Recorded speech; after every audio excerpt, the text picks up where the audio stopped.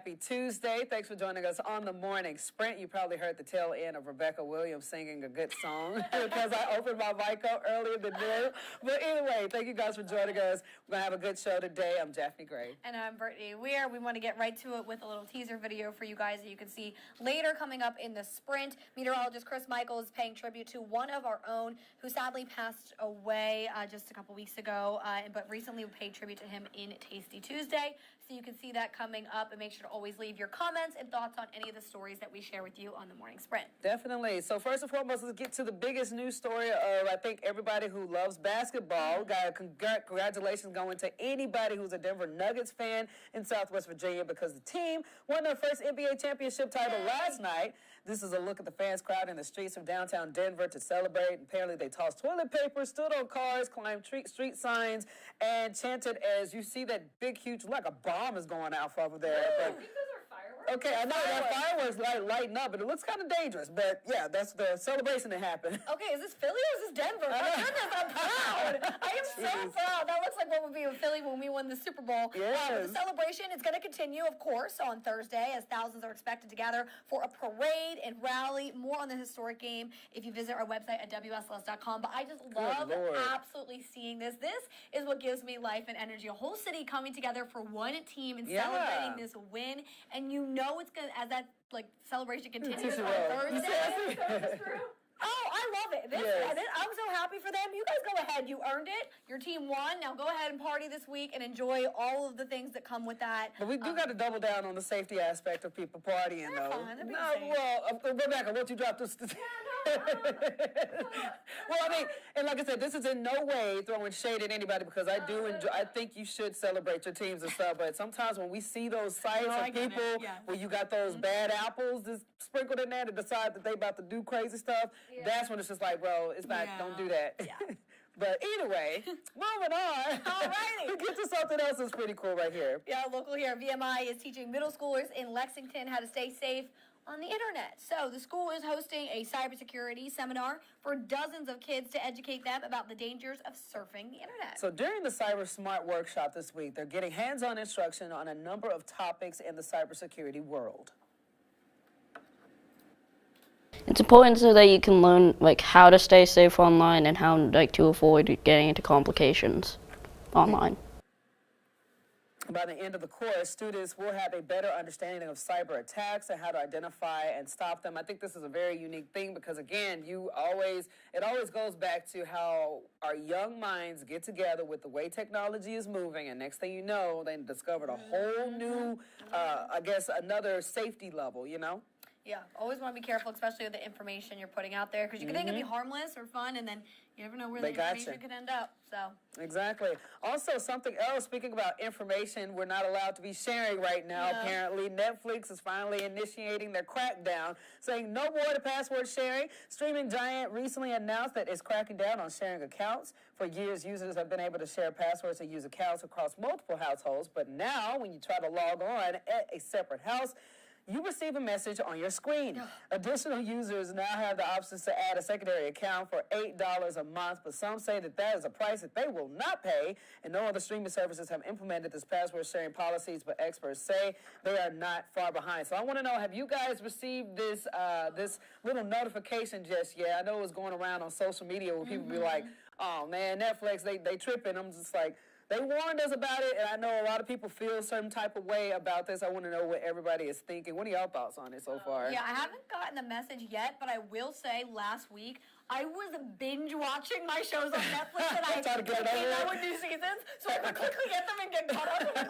I saw this as a ticking time. I was I gotta finish. First, I finished Firefly Lane, which if you guys watch, I do need to watch that. The tears were real. Okay. But then some movies that were put on Netflix. So just trying to binge watch as much as I can before I get that message. Yeah, I need to go ahead and check that out. What about you, Rebecca?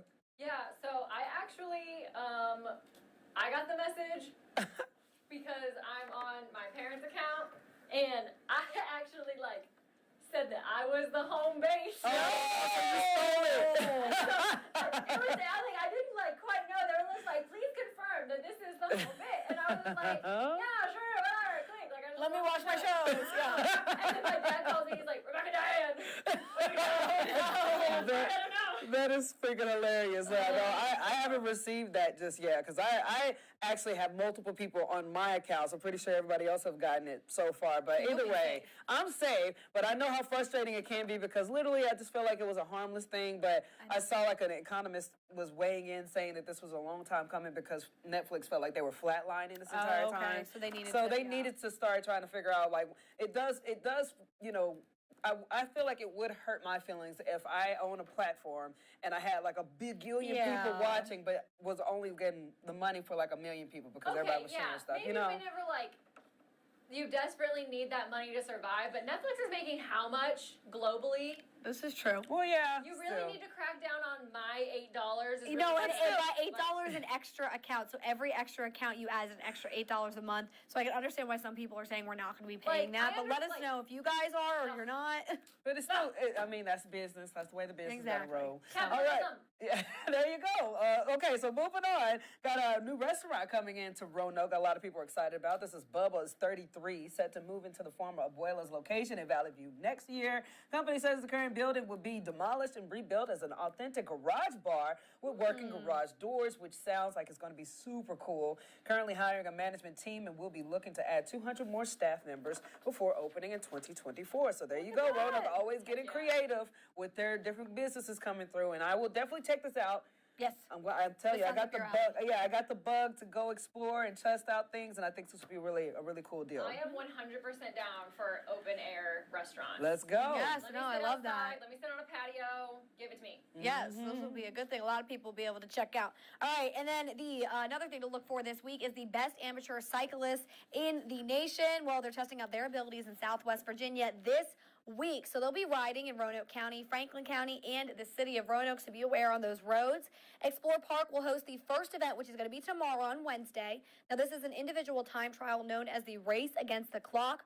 Riders will each ride solo to see how fast they can complete a course on the Blue Ridge Parkway. So we do have maps available for you on our website, and you can see where the roads are going to be closed. But the Roanoke River Parkway will be closed. The Blue Ridge Parkway will also be closed from Route 460 to Route 220 with detours in place. Residents, you should expect increased activity in these areas until around 6 p.m. on Wednesday night. Now, spectators are encouraged to attend the time trial race. And if you'd like to see it, well, the staging area is on the Roanoke River Parkway between the Blue Ridge Parkway and Explore Park. We'll be hosting future Olympic athletes, some of the best cyclists in our country that will be competing in the world. The LA Olympics is in 2028, and so it's really great if people could come out and support our future Olympians and just experience the excitement and enthusiasm that we're going to have here.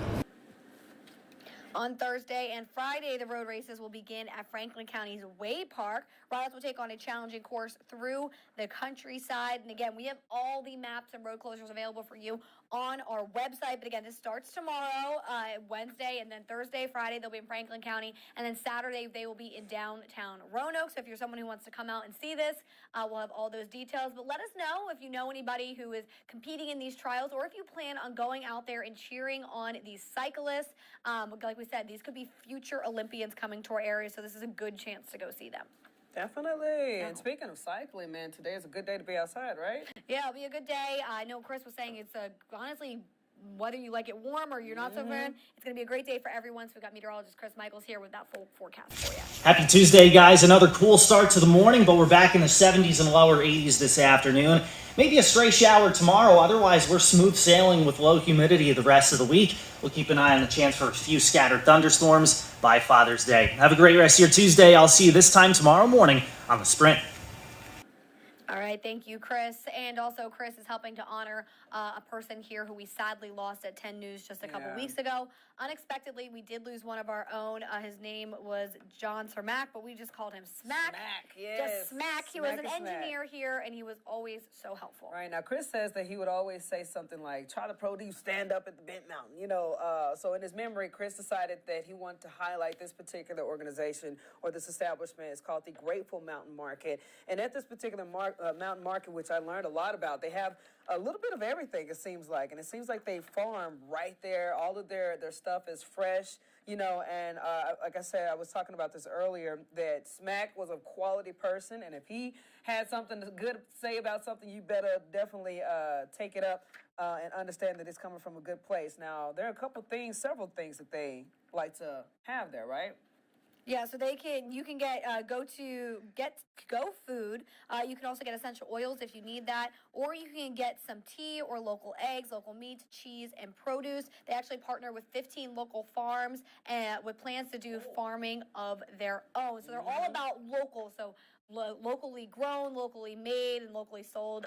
So we love that. So again, this is one of Smack's favorite places to check out. And he also mentioned the yogurt parfait. Says they got the yogurt and they make it granola every day. They got the breakfast burritos going on. So they got the pizzas. If you're looking at this particular establishment, you'll see that I'm pretty sure it's making an impact in that community. And like I said, for this to be something in honor of Smack, he was someone that literally built this studio. Like, you guys, we joke about the hard work of people behind the scenes. Earlier when we did our first, show, when we were moving over into this room or whatever, we were talking about the engineers. Well, Smack was one of the engineers who came in with the lights, came in with the technology, and he was just an all around solid human being. Yeah, and anything you ever needed, he was happy to help with. Checked in every single day. So it was a big loss here at Channel 10, so we're going to keep trying to find ways to honor his memory and legacy here.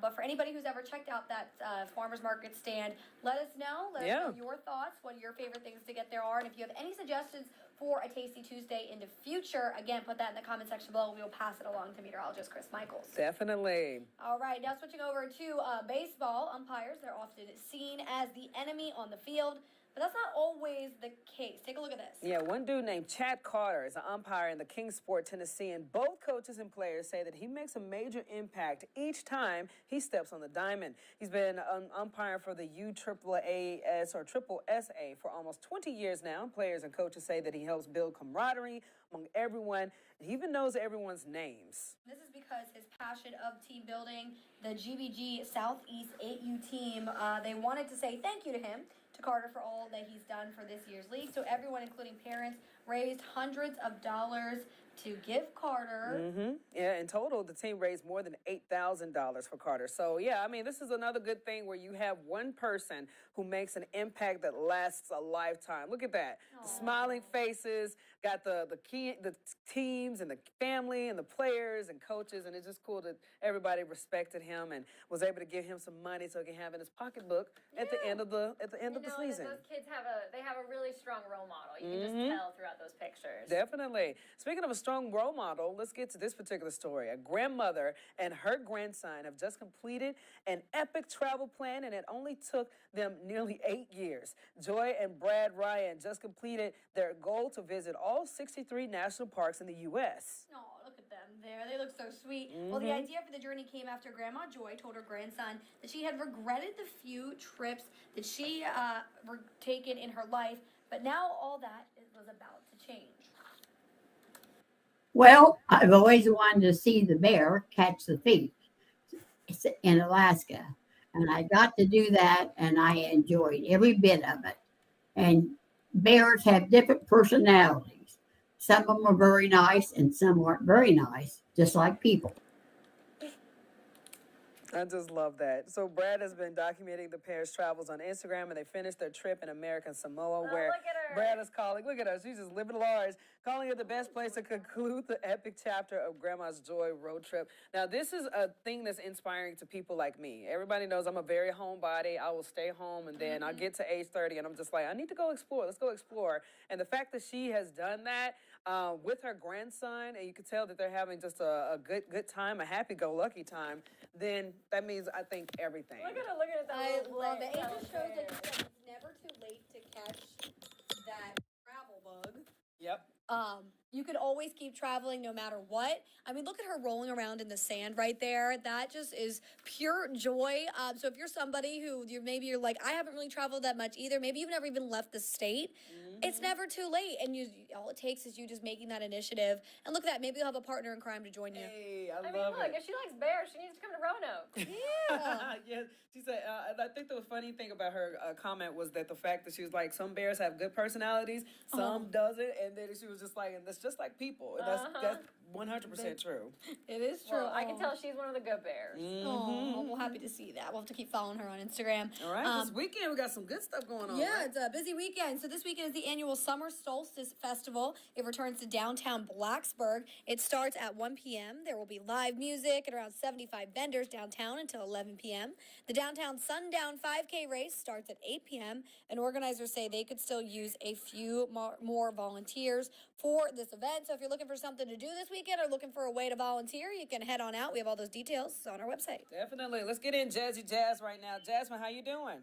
I'm doing great. How are you? We are good, girly girl. Okay, so tell us what you think about the grandma and grandson making their way across the country like that.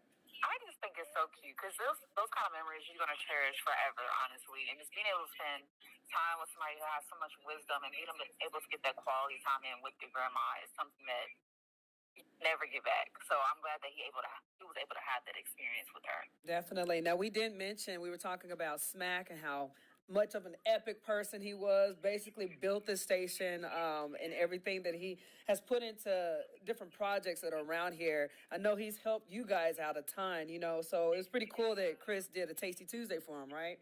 Yeah, it's awesome that he was the one that paying tribute to his memory because he was an incredible person and he always had a smile on his face. He was always a friendly face in the newsroom, someone that I could rely on, and he certainly will be missed. Definitely. Do we have any comments today or any viewers? We have a ton of viewers, no comments today, but as always, you can just head to our website. The Morning Sprint is the first article on our website. And just drop a comment, and we'll respond to all comments during the live stream. We would love to hear from you guys. Perfecto, Jazz. Thank you so much, girlie. Of course. All right. All right, now we want to get to those headlines that are coming up later in our newscast starting at noon. So we now know the name of two people who were accused of kidnapping an 11-year-old from Bedford County. Concetta Chavez and Alexander Babb are both facing felony abduction charges. Officials say the two suspects and the victim traveled from the girl's home in Good to Florida, where they were found near Jacksonville. The details on this case and the warning police are putting out coming up later. And former President Donald Trump will be arraigned at Miami courtroom in just a few hours. Miami police on high alert saying that they're prepared for a crowd of 5,000 to 50,000 on both sides of the controversial case to gather throughout the day. He'll likely enter the courtroom through an underground tunnel and will be processed by both federal marshals and the FBI. So we're going to be looking at that closely, figure out what all comes out of that particular situation that's happening today. And a new policy for Bedford County schools is raising concerns with the Virginia Education Association. Policy approved last week limits on how teachers in Bedford County can talk with their students about sexual orientation or gender identity. It says teachers cannot initiate this conversation. Again, what people are saying coming up later. All right, guys. Well, before we leave, we do want to start talking about doing something new. We want everybody to be engaging with us, and we actually absolutely love the pennant love that we did yesterday when we showcasing some of the things you guys like to show us through our website. So moving forward, we're going to try to have like a theme per each day, and I'm not expecting you guys to get it right off the bat because we're trying to roll this out. But for example, moving forward on Tuesdays, we know a lot of people like taking pictures of their food, like posting it, like showcase. I do it all the time. Exactly. Let's see that, okay? I want to see on Tuesdays, be sure to show us those pictures.